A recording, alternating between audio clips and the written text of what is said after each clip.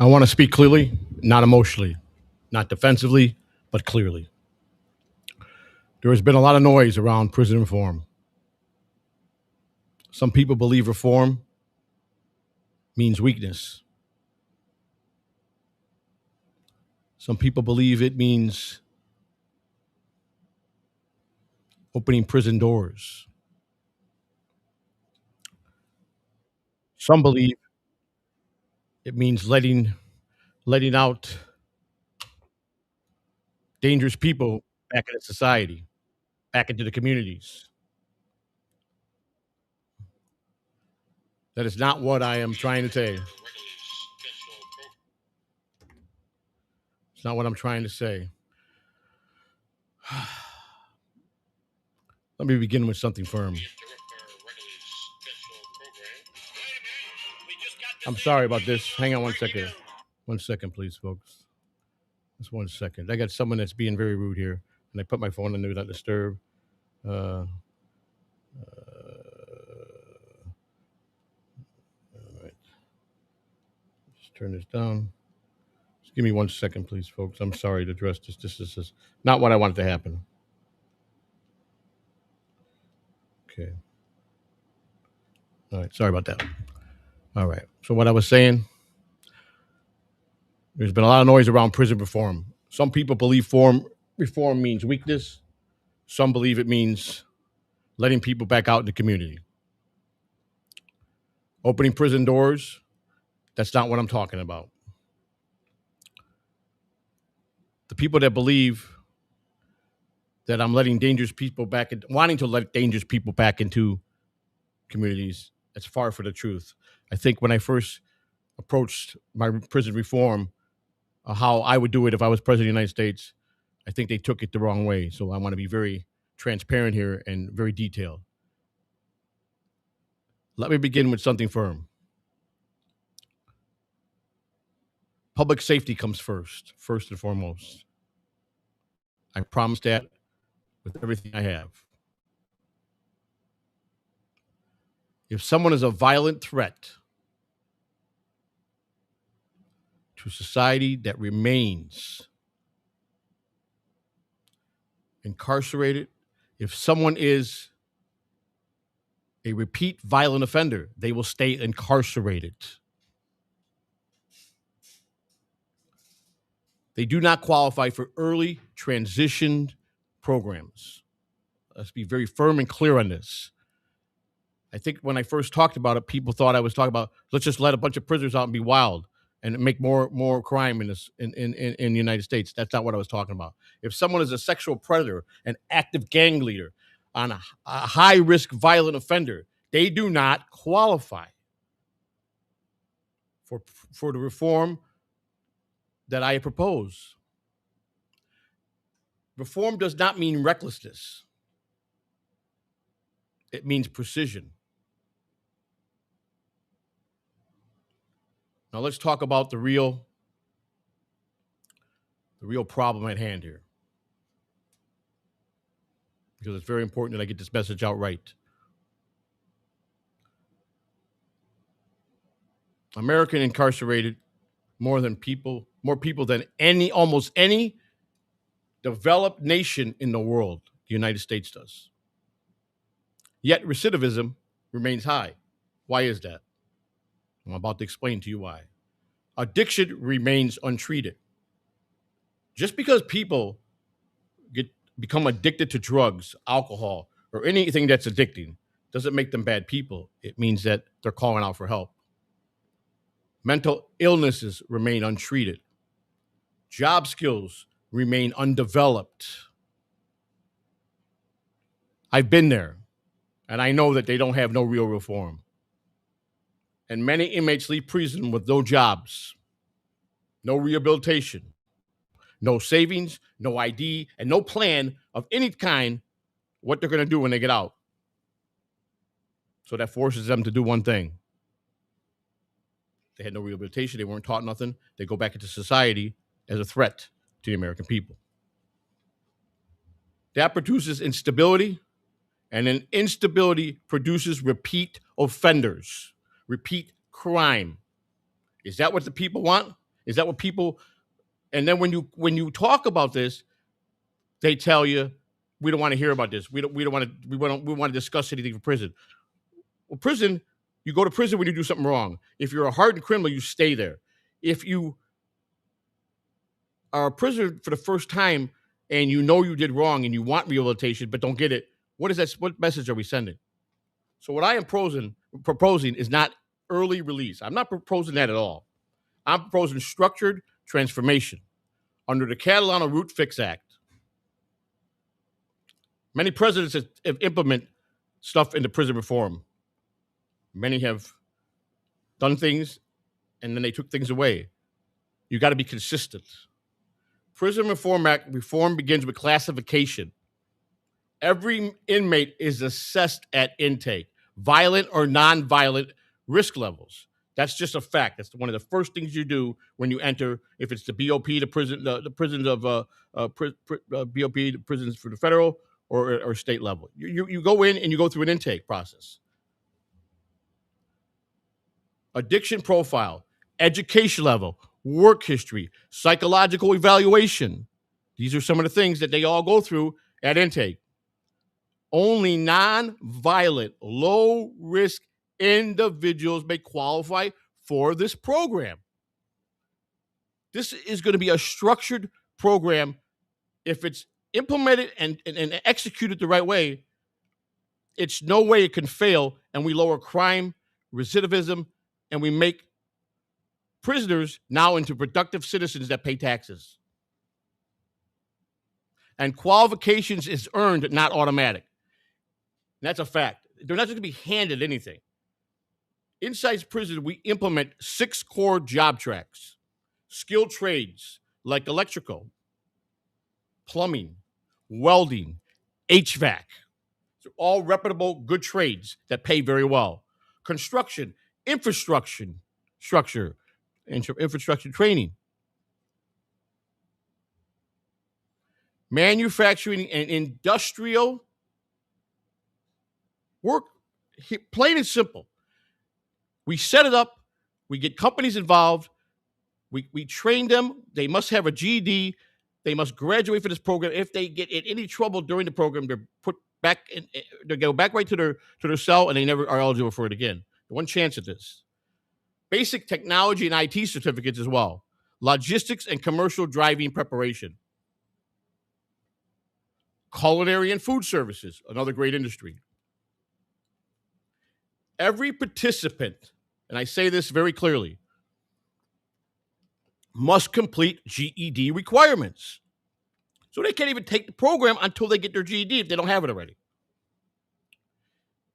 If they have it obtained and they're an inmate that qualifies with all the qualifications, they're eligible for the program. Participation is mandatory for eligibility.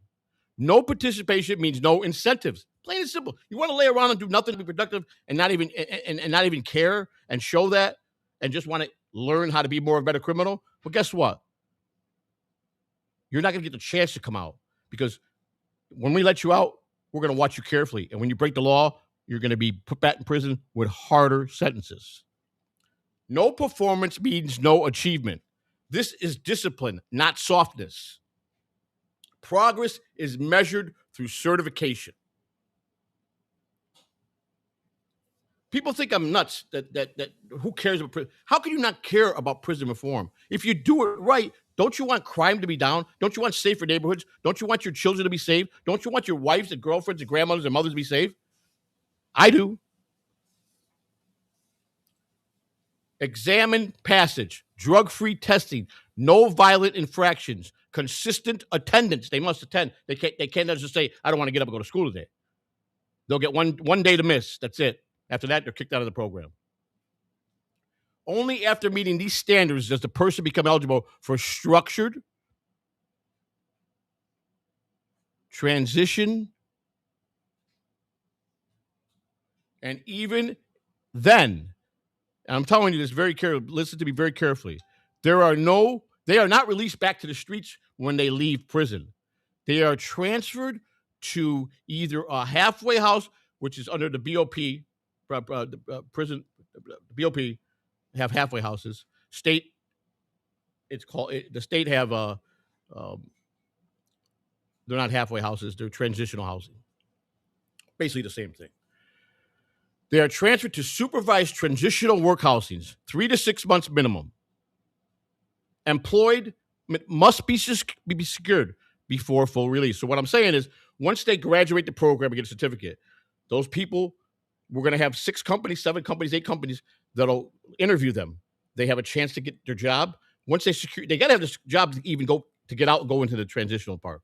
They have the job. This is what happens next. They report to the transition, still under prison rules. They're not free, but they got more freedom to prove themselves because they got a certificate, they applied themselves, they did everything in prison. So now we're working on making them full productive citizens. We're not there yet. Legal identification must be obtained. A bank account must be established. Employment must be secured, but like I said before, for release, legal identification must be obtained. A bank account must be established. Savings must be accumulated during supervised employment for the first 90 days, structured savings. What I mean by that is when they get paid and they go back to the halfway house or to the state facility, they got to bring their paychecks to the person in charge of the facility, logged into a book they sign. They assign an individual that will take each person's paycheck to the bank, whatever they do it once or twice a week to deposit it. They get allowed to have so much of their money, and then the rest goes into savings. This creates stability. After supervised transitions continues, check-ins and drug testings apply. They must. Violations return the individual right to custody, back to prison, and no eligibility possibility to ever enter this program to rehabilitate themselves the proper way. The model does not open doors blindly. I want to be very clear on that. It lowers repeat crime strategically. Now let me address something directly.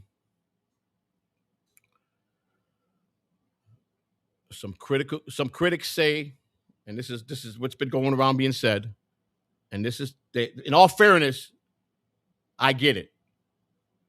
Some critics say I support letting criminals out because of my own past.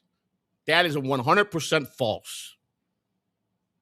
100% false. People misunderstand me.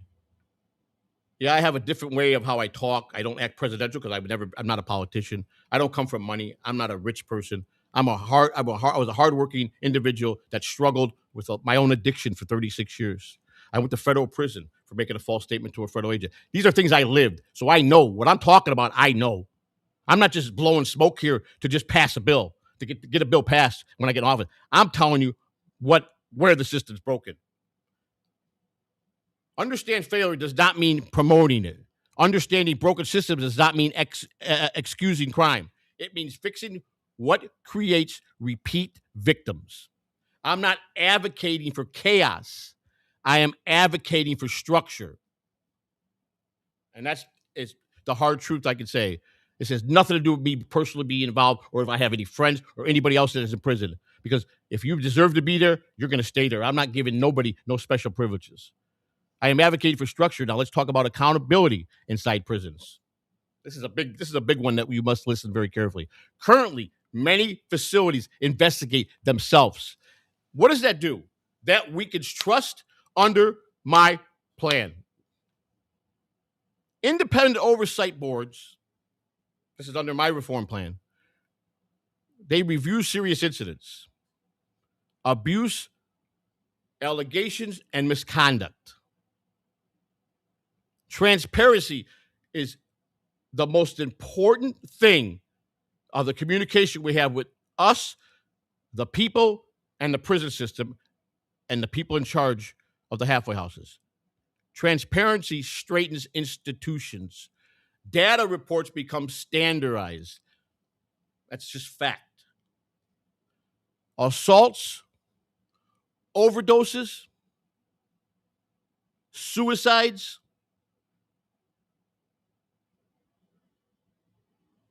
use of force incidents, programs participating rates. These are published, sunlights prevent corruption. Sunlight prevents corruption. Funding is tied to outcomes. If facilities reduce violence and recidivism, support continues.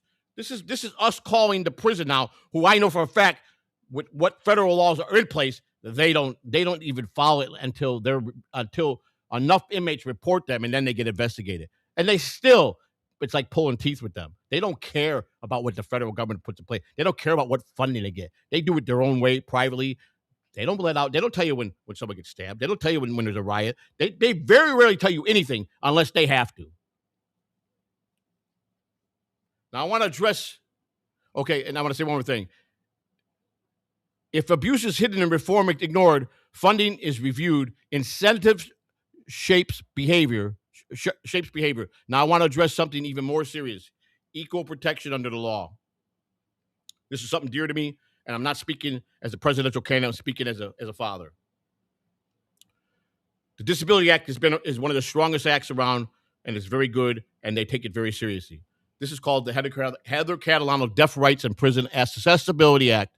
The American with Disability Act already applies to prisons. They have a big thing in prison, what the prisons are supposed to do with people with handicap disabilities, and they don't follow it. Trust me when I tell you. These are already implemented into one of the greatest acts and one of the greatest laws written, the Disability Act. But enforcement has been inconsistent, 100% fact. If a deaf inmate cannot communicate during medical treatment, cannot understand disciplinary hearings, cannot report abuse, that is not justice. It's just not. Under the Act, every deaf, one hard of hearing inmates receiving a communication access plan within 72 hours of intake. Qualified interpreters are required. It's in the Disability Act. They must provide them interpreters. My daughter has been denied every single time. You know what I told her? Don't make no waves. Don't get yourself in trouble. Don't get where someone will want to try to hurt you, or the guards are going to have you beat up, or whatever. We'll take this fight to the Hill. We'll take it to the state of Florida. We'll take it to the governor's office. Just get out. She's home in 87 days. Interpreters are required for medical appointments, mental health care, disciplinary hearings, big important, classification decisions, legal meetings, PREA complaints. No inmate may relay on another inmate for critical interpretation. You can't trust to go to another inmate, even if they're just really care and want to help. It's just not going to be good for that to happen. We have to have quality interpreters. Accessible reporting system becomes mandatory. Video phone access. She does have a video phone. They do have that, so she can call out. It's very important to keep in touch with family. That's another thing for prison. Shelter them away from the family just makes them get sheltered, makes them get depressed, makes them get violent. Captioned grievances systems, accessible emergency reporting. Compliance is audited. Failure carries consequences. Equal protection must be real, not symbolic. I know for a fact before she went to prison, she was in a county jail. Communication was terrible. They didn't even care. Didn't want to participate. Didn't offer her nothing. Deaf people, sometimes you don't understand them, even if they're writing, they're confused, or the officer takes it out of content, and they think they're saying something different, and it can lead to a lot of bad problems. When I say not symbolic, I mean it. This is not about being soft. I'm not trying to be soft, and I'm not, because she's my daughter, like I said, has nothing to do with it. Trust me. She went to prison. When they asked if I thought she should go, I said yes. Safer prisons means safer communities. That's just plain and simple. Lower recidivism means fewer victims. Transparency builds trust. Accountability straightens institutions. Rehabilitation reduces repeat crimes. Structure prevents chaos. We cannot build a stronger America by ignoring broken systems. We must fix the root of the problem. My catchphrase is honesty and integrity can still win the White House by fixing the root of the problem. Because when the root is healthy, the branches stabilizes. This is not about politics. This is about outcomes. This is not about applause. This is not about recognition. This is about public safety, 100%. This is not about opening doors for anybody or anybody to get promoted or anything. This is about doing the right thing and making productive citizens out of them. We're all born. When we're all born, we are citizens. We are citizens of the United States in good standing when we are born. Is that not fact? When we and another thing we all are gonna guaranteed to do, we're all gonna die someday. Those are the two things you're guaranteed in life. You understand? It's about closing the cycle of repeat crimes, restoring integrity, rebuilding trust. And that's what my Prison Reform Act is about. It's got nothing to do with because I was there or I have a criminal mind or I just want to let people out. I'm tired of people thinking that I'm wrong about this because if you listen to everything I say tonight and you really process it, you'll see I make sense.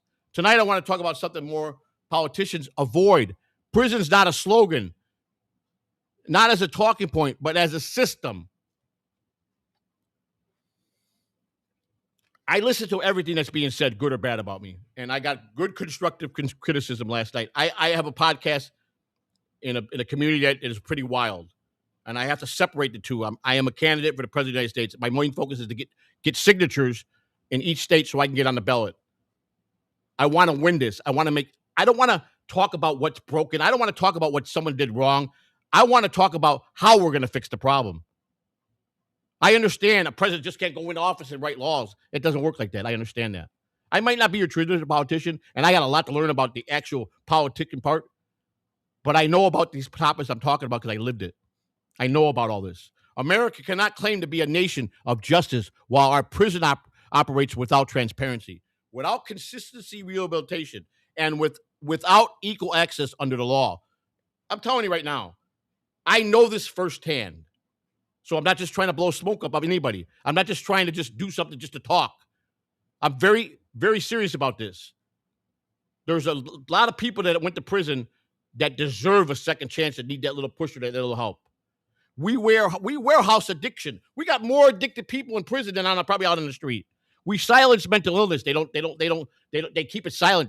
They just keep it. The prisons are very, very, very private about letting anything out or even helping anybody. They're very, it's just, you have to live it to understand it. And then we act surprised when they come back out in society and, oh my God, he just went to prison. Oh, well, guess what? They didn't help him at all. They just let him get stabbed. They let him fight every day, let him get beat up. What do you expect him to do? That's all he knew his whole life. That's all she knew. This is not strength. This is failure of design, and design can't be fixed. Design can be fixed if you just care and you put something in place that you stick to, not add something to take something away. You don't build rehab places, but take away the funding. What's the sense? You don't give incentives in prison, but no training. Presidents have touched criminal justice in many ways. Some have, just about every president. Some built funding systems, some expanded enforcement, some attempted reform. But here's the consistent mistake. We build prisons to punish, not to restore public safety. Punishment without accountability creates what? It creates resentment. It makes them worse criminals. Punishment without treatment creates what? Repeat crimes. They're going to get out, going to want the drug, and they're going to go back out, and their crimes are going to get more intense, and they're going to hurt more people. That's what we want. We're doing it to them. The ones that are in there, first offenders that have a problem, that were good people who just are stuck with a disease. Punishment without transparency creates corruption. I don't care, cut and dry. That's what creates corruption. Plain and simple. We know our system is very corrupt. We know this without fail. If someone enters prison addicted and leaves addicted, what happens? The system failed. Am I not right? If someone enters prison illiterate and leaves illiterate, the system failed them.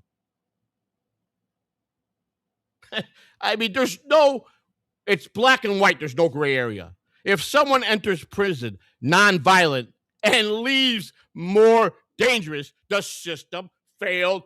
100% failed. My reform plan is very, very, very simple. Not soft at all. Not letting people out early. Not reckless.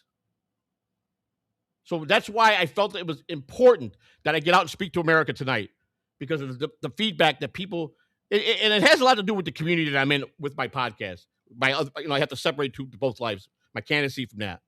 The other one is satire, and it's fun and games and jokes and comedians, and it's just something that I got involved with. It's a very treacherous community, and if I get in, I've got to write. I got a lot of other acts that I want to get put into law by following the procedures of the United States, how we do it, and hopefully we can make some changes. The Catalano Root Fix Prison Reform Act first independence oversights. Right now, prison investigates themselves. If they investigate, it's like the police. When someone calls and turns the police on, they investigate themselves and never gets pressed under the car, so we can't find the corrupt officer because they get protected. That destroys trust. Under my plan, independent oversights boards will review serious incidents, abuse, allegations, and misconduct, which I said earlier. Transparency protects both inmate and honest staff. It just does. You've got to have it. Second, public reporting assaults, overdoses, suicides, like I discussed a few minutes ago. Misconduct. We don't do nothing for the misconduct they do. I know for a fact, and I can't mention names. I'm not singling out anybody. But in female prisons, bad things happen to them. And if you could just read between the lines, some of them go to places that you can't even imagine. If it was your daughter or your wife or your grandmother or your mother, just imagine the worst that could happen. It does happen. The Florida prison system for women is one of the worst in the country. They've been under federal investigation for years. That's a fact. That's all I'm going to say on that. Hide it, filing cabinets. They hide all the paperwork. They just dust everything on. Sunlight prevents corruption. I just said that. Addiction and mental health treatments. Addiction drives crime. If you don't rehabilitate them, they come out, they become worse addicts, and they do more severe crimes, which lead them to wind up being in prison for more years. And a lot of people just need help. If you give the opportunity, at least, this will not fail, and it will lower recidivism and crime by 35% the first 4 years in office. This is not compassionate or over safety. Comparison is over safety. This is safety through treatment. Earn time, transparency. If inmates complete verified rehabilitation programs, they earn clearing defined time credit. That's the only way. No favoritism here. I'm not playing 1 ounce of favoritism. Because by God, if I break a crime again, you should put me right back in prison. We make mistakes. I've been more transparent with this campaign and with people in general. I've never tried to backslide or hide anything. I've made mistakes. That don't make me a scumbag like most people call me. Whistleblower protection. We got to protect the people that are going to step forward to help us fix these problems. Because in Florida, they didn't protect somebody that was helping them with a case, and that girl got murdered pretty good, and they made a law after her now in Florida, and it was pretty bad. They didn't protect her at all. It left her out to dry, and yeah, they did a number on her. If staff or inmates report abuse, either or, staff or inmates, we're not just protecting inmates, we're protecting staff too. Funding ties to results. That's the funding we give to them The federal funding we give them ties to results, and I mean in results. And they don't produce nothing, especially the state levels. They don't produce no reform at all. Federal dollars will follow measurable outcomes. That's just plain and simple. We're $33 trillion in debt. There's a reason why. Stop helping other countries. Stop wasting money in the programs you have. I will say this. President Trump is doing a fine job. His move the other day, which I'll talk with on another day, I believe was outstanding. And I want to thank President Trump for protecting the United States. If facilities fail and hide abuse, funding and reviews instead of sharp behavior, then we're going to evaluate their funding and we're going to penalize them and possibly bring up criminal charges. That's what my prison reform is about. I can get more detail. You guys can leave me questions on Skull, on YouTube, on Twitter. I'll get to each and every one about prison reform and answer it to the best I can. I'm not talking to no live chat room today. I put in the chat room where you could actually donate to the campaign, which is I'm FEC regulated. I'm FAC registered. I am trying to get on the ballot. I have much work ahead of me the next year to get some states I can't even start campaigning to get on the ballot until January 2008. I have a very, very, very close gap on some states. New Jersey, I need 2,000 views. 2,000 signatures. I'm sorry. Views. Sorry. I am nervous because I'm not a politician. I'm being real. I'm not up here a seasoned, sharp speaker. So this is very, very difficult for me. But I'm learning every day, and I care about America more than you understand. I care about the American people, and I want to look the American people in the eye, and not just with empty promises. And I'm not pointing fingers at nobody. I'm not gonna point out anything bad that other people have done in politics. It doesn't matter to do that. That's me attacking is not gonna get nowhere. Me finding the root of the problem and fix it is what I'm about. And that's plain and simple as I can be. Now I'm going to talk about something again. I'm going to touch on what I said earlier about the Heather Catalano Prison and Revive Act that's already implemented in the Disability Act. That's a fine act. Disability Act was built very well. It's as good as the RICO Act was built, and we know who you guys know who the original person that built the RICO Act was.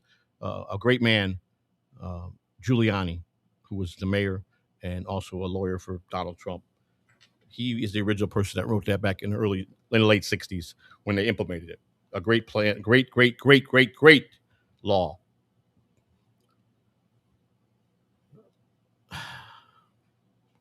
I just want to catch my breath here for a minute, and I want to touch on one more thing here. I don't want to take up too much of your time. I'm already 33 minutes in. I only wanted to do this in 30 minutes. I'm a little running behind. I'm very serious and committed to this. I'm not here to blow smoke up anybody. I'm not here to grift. I'm here because it's my right as a United States citizen. If I want to run for president of the United States, I can. I want to show people I'm serious. I have to change my whole format. A lot of people have sent me messages and said, listen, whether people believe it's a big joke and you're just lying about really wanting to be president, we know you are registered, which means that's serious. So you must give your all 100%. And you have to change the way I know you're not the normal president. They understand that. But I still have to have some diplomacy, and I understand that. So I apologize first and foremost. And as far as the Dabbleverse, which are the ones mostly talking about me, they're not the people. They don't act like the people of real America. They act like they're the people of the Dabbleverse, and their input means nothing. But if they care, they'll understand and look into my eyes and see.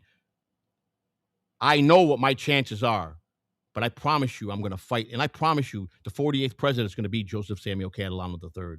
I promise you that. That's my goal. I'm not going to fail. And if I do, I'll tell you what, it's going to be close. People are tired of the traditional politicians. They're tired of the empty promises. They want results. And I got the fight in me to fight to make the results happen. Now, the Heather Catalano Deaf Rights and Prison Accessibility Act, the American with Disability Act already applied, like I said.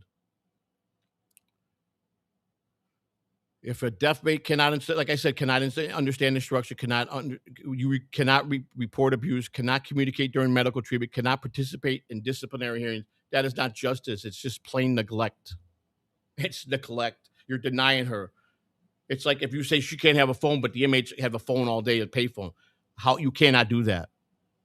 Luckily, she's got a video. She's got a video phone, and she talks to a professional video relay operator, which contacts her family and translates what she's saying. She's signed into the video relay, and she's been in 6 years, 10 months, so in 40. She's got 87 days, I think, left.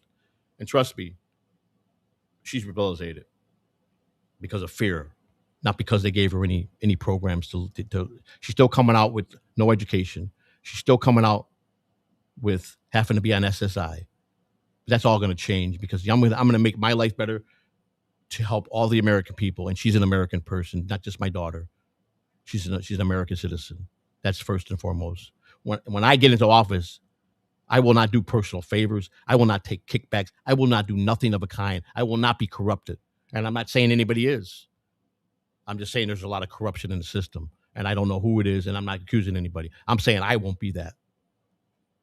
My life has taught me one thing. Being a 36-year addict, going to federal prison, being homeless at one point, on food stamps at another point, poor most of my life, worked in professional baseball, started professional baseball. I didn't make hardly any money. I started out as a major league bat boy, and I worked in the minor leagues the rest of my career as a clubhouse manager at AA and AAA. I had a very important part to player development. I enjoyed my job. I loved to go to work, so money wasn't always the point. But I cheated, I lied in the off season. I did things, whatever it took, but I wasn't no hard criminal. I had respected morals. I didn't go hurt children. I didn't go hurt senior citizens. I helped senior citizens. I protected all the children in the neighborhood. Yeah, I had contacts with people that were undesirable. I hung around with a lot of undesirable people. I didn't have a father. My father didn't care about being around as a dad. And I'm not making no excuses here. What I'm saying is all this, all my experience and all the bad and all the things I've done and prison and the stabbing 11 years ago has made me the person I am today. For most part, most of my life, even though I did bad things, I'm not generally a liar. I believe in the truth and justice, and I believe in this country. I love this country. Someone said it the other day that really, really irked me. There's no way I can love this country. Are you kidding me? This is one of the greatest countries in the world. It's a privilege to be part of this. It's a privilege to have my driver's license or anybody having a driver's license.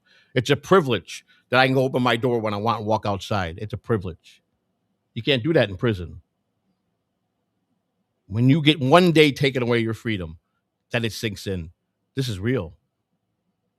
No one should want to have their freedom taken away from them. But it could happen to anybody. Anybody. Believe me when I tell you. And we know, in my case, the federal government, they were not too polished or sharp on that, even though I made a false statement, but I'm talking for my wife's case. And but at the end, we were accountable. We did the time. And we're paying back the government the money with regret that we took money away from a family that needed it. We understand that. I'm not going to talk about this no more because I've also been told you've already explained it. You've been more transparent about it. Time to move on and talk about the campaign. So that's another thing I want to close out tonight. If you have to ask me again about or call me all these names, I'm sorry. If you have to know anything, I've already discussed it. You know my whole entire history. From now on, I will focus. I will keep my podcast separate from this. They're 100% right. And I thank those two gentlemen. They know who they are. I thank them from the bottom of my heart for really caring enough to point out that factor. Whether they believe I got a chance or not, they want me to do it with dignity, and they want me to be proper no matter where it takes me, which is what I should do. Compliance will be audited, again, like I say, with anything being broken, because the Disability Act is built and they have a big prison section. So that's one thing I want to redo, have redone. I want to make sure that this is implemented, that they are forced into doing what's already in place. Equal protection under the law must apply everywhere, including behind bars. I'm sorry. That's the way this country's built. It's just like how a felon can run for president. People disagree with it. People think it's crazy. You can't run for president. You're a felon. But I think the dumbest thing in the world that I hope we restore to is I can run for president, but I can't vote for myself. And that kind of chaps me a little bit too. And I wish President Trump would see that and just automatically, if you stay out for more than 2 years, your automatically voting rights are restored. I mean, it's to vote. When prisons operate without transparency, the public loses trust. That's hands down the plainest I could get. When prisons operate without rehabilitation, community becomes left safe. That's all. That's the truth. When prison ignores disability laws, justice becomes selective. That cannot continue. That Disability Act was built for a reason. When you ignore that and laugh at the federal government and say, I'm not doing a goddamn thing about that. That's how some of these wild sheriffs act. Now, I'm going to have a meeting in the next couple of weeks. I'm going to be setting up a meeting to go talk with Sheriff Grady Judd in Florida, who I think is one of the finest sheriffs around. I got to know Grady a little bit when I worked for the Tigers in Lakeland. So I'm hoping that I'll be able to get in there and talk with him and let him see I want his opinion on what I propose. He's a good man, strict sheriff, but he does everything by the book. He doesn't pull no punches. This is about being smart here. Safer prisons means safer communities. Lower recidivism means fewer victims. Clear accountability means strong institutions. We cannot build a stronger country by ignoring what happens in our correctional system. You cannot just put them on the back burner. We can't do that. Whether people like it or not, there's a lot of people that are very, very uneducated. As soon as they hear the word felony, you're scum. You're no good. Well, if that's how you judge, those are people that don't read the book or study the book. They just assume. When assume was what happens, we make an ass out of you and me. I'm not a traditional politician, so I might use words like this when I speak. Does that make me a bad person? People want to see realness more than they want to see fakeness. I know I have to change, but I don't have to change my whole persona to be a fake. I won't do that for anybody at any cost. American is strongest when laws is applied evenly. Hands down the truth. If you're going to go after somebody, don't plant evidence. Do your investigation, catch them in the act, arrest them, let the prosecutors do their part, let the judges do their part, and let the prison do their part, but everything's got to be done with transparency and honesty. Just because somebody is a criminal that you can't get on other crimes, you don't go build something to get them guaranteed to be put in prison for life for 50 years. When you know damn well that was not what they did in life, and you put them away for 50 years, what are we doing here? If you can't catch him, then do your job better. That man got out of prison at 100 years old, and he laughed and said, I did the 50 years, and I'm still alive. That, to me, is a strong man.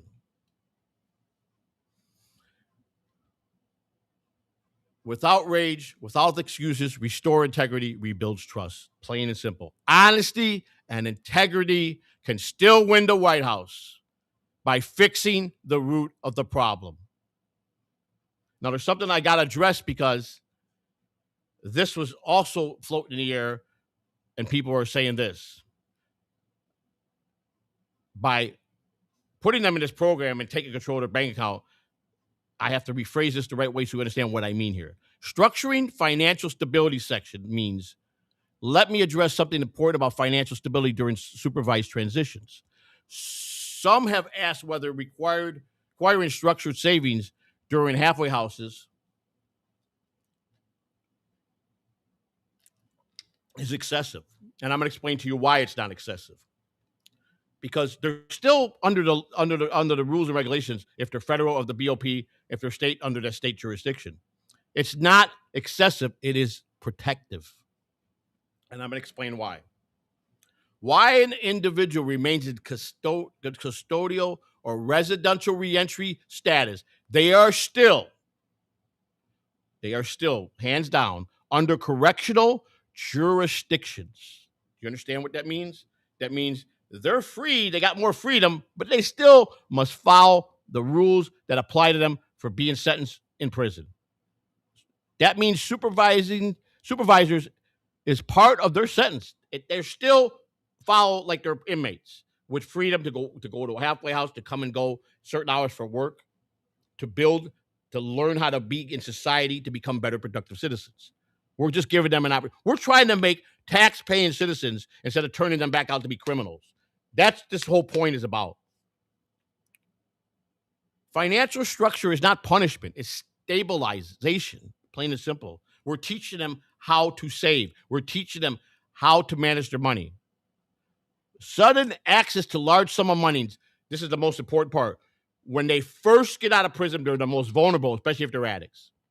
Immediately after incarceration can be destabilizing, particularly for individuals recovering from addiction. And I'm going to tell you why. This is a fact. This is something I know about because I was an addict for 36 years. I'm sorry. Relapse risk is higher during early transition. This is documented reality, plain fact, way higher in the beginning. So under my reform model, during residential re-entry placement, you understand this, a structured financial plan is implemented, not to flex our muscles. We're taking your money, to teach them and to protect our communities, because there's still a chance that they're high risk. Even though they've been clean and followed everything, we still are not there yet. We still got to be 100% sure. A portion of earnings is automatically deposited to a secure entry account. This builds savings. It builds them how to save. This builds stability with them. This builds a cushion for independent living. If they're serious and really want to live right, they will have no problem with this clause. It's just going to better them, teach them more, and make them more of a productive citizen. Spending privileges are graduated based on compliance, sobriety, and employment consistency. They cannot just go through the program and then blow off work. And you'll notice the patterns. If they had to control their money, you will see the patterns if they were going to deviate back to their old ways. It's very cut and dry. They'll not get up and go to work. They'll lie and say they're going to work. They'll go to their old crowd. They won't show back up for their curfew. They might not even come back at all. They come back the next day. They fail the drug test. They don't get kicked out. They get taken in handcuffs, put back to prison, and more time added. That's going to be one of the steep penalties.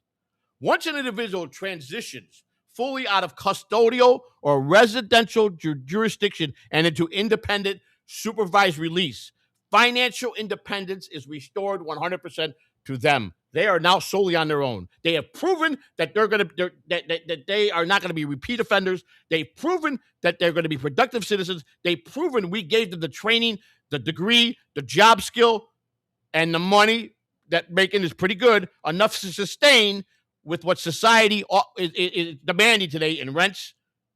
Then what else happens? They're happy, right?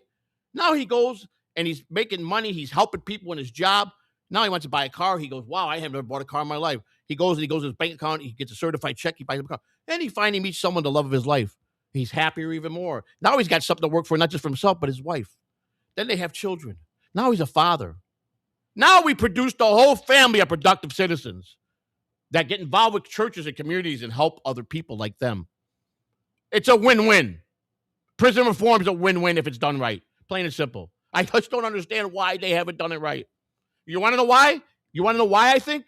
It's probably right now, because federal prison is the number 2 moneymaker in the United States. Do you know that? That's where they get most of their revenue from. And that's a fact. So having the revolving door open is just making more money for the United States. That's the wrong way to do it. We must recognize that early transition is the most fragile period.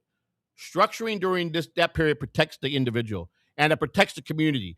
Rehabilitation without structure fails. It's just plain and simple. Again, rehabilitation fails without structure.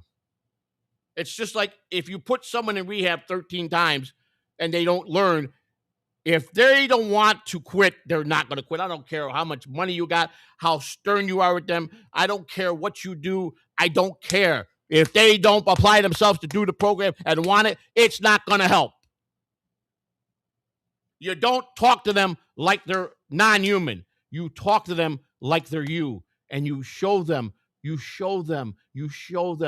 a better way. You show them this could be you. You give them confidence and positive, constructive talk. You don't talk negativity and treat them like garbage. They're still human beings. Again, we're not talking about the hardened criminals that do bad things to people, that kill, murder, rob, and do bad things to women, bad things to children. No, we're not talking about those people, because those people are going to get stiffer sentences. You know what a sad thing is? Murderers get out before some drug dealers that were big drug dealers. There's something wrong with that picture. A guy murders 5 people, he does 30 years, but he gets eligible for parole. But you got a guy that sold kilos of cocaine or methamphetamine and gets life in prison because he's a repeat offender more than 3 times. But he never hurt anybody. He never physically hurt anybody with violence. I'll tell you one thing that's a fact. Addicts, no matter what you do to a drug dealer, an addict will find the drugs somewhere. That's just a fact. You ain't going to stop that unless we'll do another discussion of how we have to handle the drug cartels for bringing fentanyl over here. That's another day. Oh, I got some ideas on that, and we need to enforce them. Again, I commend President Trump for the first year in office. Thank you, President Donald Trump, for doing what you've done so far. Thank you. This is a structured rehabilitation for nonviolent individuals who meet strict benchmarks. That's plain and simple. I'm not trying to be favoritism. I'm not trying to just make up stuff. This is so you understand. What was said to me the other day, you guys now know you are wrong. That lowers repeat crime and protects victims. Stop. Don't explain more to anyone. You want to know why? Because if you don't get what I'm saying now, you never will.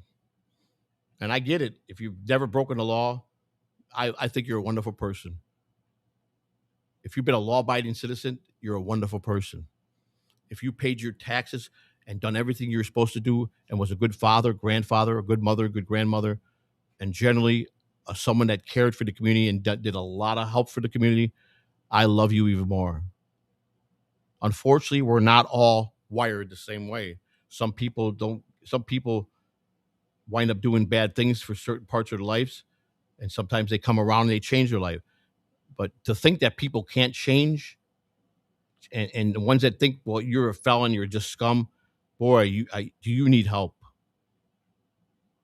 Even in a joking way, it's not funny. Anybody can rehabilitate themselves and want to change. If you don't, then that person's got the problem. I never wanted to do anything. I come from a family of law enforcement. Some of them were not good cops, but some of them were good. So I understand law. See, I also have that experience of having a family of law people, law enforcement officers. So I have that aspect of the Chicago Police Department, which Chicago is one of the most corrupt places in the history of the United States. Cook County was. Chicago police were not good cops back in the early days of the 50s, 60s, and 70s during the eras of certain individuals on the street. They were on payrolls. They were bad. A lot of corruption.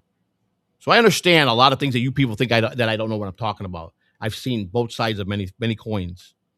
And I'm just telling you, all these things, and I know the American people are sick of traditional ways and someone just getting up there and making empty promises.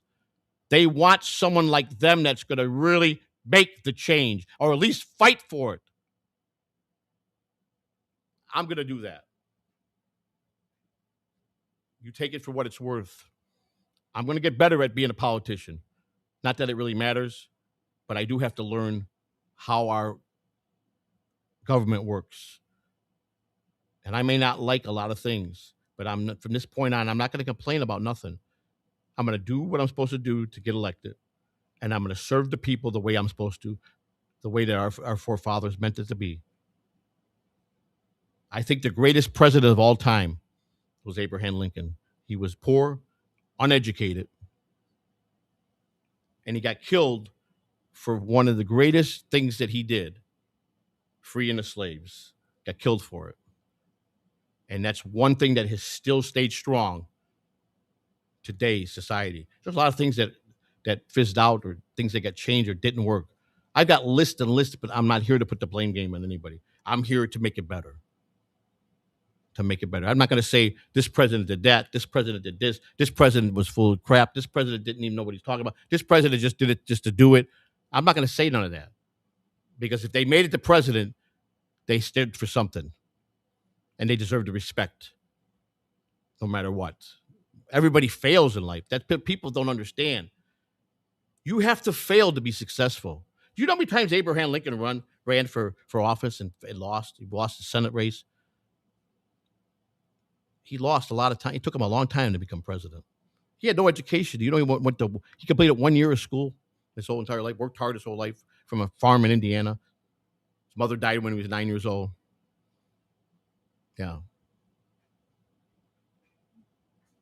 Dwight Eisenhower was a great president. George Washington was a great president. We can go on. And that's just many, many presidents. I think a lot of them have done a lot of good things, but there's been a lot of them that haven't. And we need to talk about that. But I want you to know that I'm Joseph Samuel Catalano III, and I need your help to get me on the ballot in each state. I'm looking for volunteers. You could sign up on my Skull page. It's 100% free. I'm not trying to take anybody's money. I don't want you to send me campaign donations. Send it through the FEC. Raise the money that's posted in my chat room, which is watched by the government, and I must follow and obey by every law. You think I want to break a law and cheat anybody and go back to prison? I don't. I want to help the American people. I have the fight in me, and I want to do it. And that's just a fact. I care deeply and I act carefully. Honesty and integrity can still win the White House by fixing the root of the problem. I am Joseph Samuel Catalano III, a candidate for the President of the United States in 2028. If you believe America deserves transparency, leadership, and real structural reform, I ask for your support, including to help me get on the ballot with signatures in all states. That's the only way I can help. I got to get on the ballot next. Whether you take me serious or not, whether you think that I'm just full of crap, I stand by what I say, and I'm going to do what I'm supposed to do. God bless you, and may God bless the United States of America. Again, I am Joseph Samuel Catalano III, and I approve this message, paid for by the Catalano for America 220,008 committee. Everybody have a great night, and thank you. And may God bless each and every one of you.